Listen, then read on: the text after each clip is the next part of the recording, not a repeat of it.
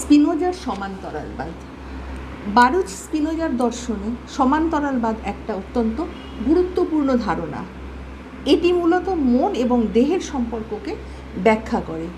Spinoza মনে করতেন মন এবং দেহ দুটি ভিন্ন সত্তা নয়, বরং একটা একক সত্তা, অর্থাৎ ঈশ্বরের, যেটাকে ঈশ্বর বা প্রকৃতি, যেটাকে বলা হচ্ছে দুটো ভিন্ন গুণ, অ্যাট্রিবিউট, মানে একটা ঈশ্বরেরই এটা হচ্ছে দুটো ভিন্ন গুণ। সমান্তরালবাদের মূল ধারণা কি?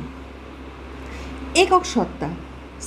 একক সত্তা, প্রথমে হচ্ছে একক সত্তা। স্পিনোজা বিশ্বাস করতেন যে মহাবিশ্বে কেবল একটা মৌলিক সত্তা বিদ্যমান, যার নাম তিনি ঈশ্বর বা প্রকৃতি দিয়েছেন। এই সত্তার অসীম সংখ্যক গুণ রয়েছে, কিন্তু আমরা মানুষ কেবল দুটো গুণ আমরা জানতে পারি। একটা হচ্ছে চিন্তা, যেটাকে ইংলিশে বলা হচ্ছে থট, আর আরেকটা হচ্ছে ব্যাপকতা, যেটা হচ্ছে এক্সটেনশন। এবারে বলবো গুণ হিসাবে মন ও দেহ। প্রথমে বলেছিলাম একক সত্তা নাম্বার 1, নাম্বার 2 হলো গুণ হিসাবে মন এবং দেহ। স্পিনোজার মতে আমাদের মন হলো ঈশ্বরের চিন্তার গুণের একটা রূপ, আর আমাদের দেহ হলো ঈশ্বরের ব্যাপকতার গুণের একটা রূপ। মন এবং দেহ আলাদাভাবে বিদ্যমান নয়, বরং একই সত্তার দুটো ভিন্ন প্রকাশ।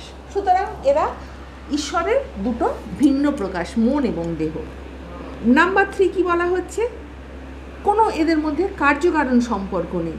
সমান্তরবাদের সব থেকে গুরুত্বপূর্ণ দিক হলো স্পিনোজা মনে করতেন যে মন এবং দেহের মধ্যে কোনো কার্যকারণ সম্পর্ক নেই, অর্থাৎ মন দেহের উপর কোনো প্রভাব ফেলে না। আমি একটা এখানে এক্সাম্পল দেব।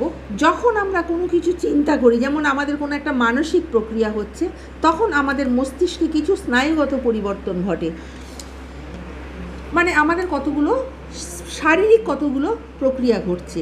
স্পিনোজার মতে এই দুটো ঘটনা একে অপরের কারণ নয়, বরং একই বাস্তবতার দুটো ভিন্ন দিক, যা একই সময় ঘটেছে। অনেকটা দুটো ঘড়ির মতো, যা একই সময় চলে কিন্তু একে অপরের সাথে সংযুক্ত নয়। নিশ্চয়ই বোঝা গেল। আর একটা এখানে আমি বলছি, উদাহরণ দিচ্ছি আরও একটু পরিষ্কারভাবে। যখন কোনো গরম পাত্র স্পর্শ করা হয় হাত সরিয়ে নেবার জন্য, মন তখন আদেশ দেয় না, বরং স্নায়ুগত সংকেত এবং চিন্তার প্রক্রিয়া দুটো একসাথে একই প্রাকৃতিক নিয়মের অধীনে ঘটে। সুতরাং বোঝা যাচ্ছে যে আমি গরম পাত্রে একটা হাত দেব, তখন কিন্তু আমাদের একটা স্নায়ুগত পরিবর্তন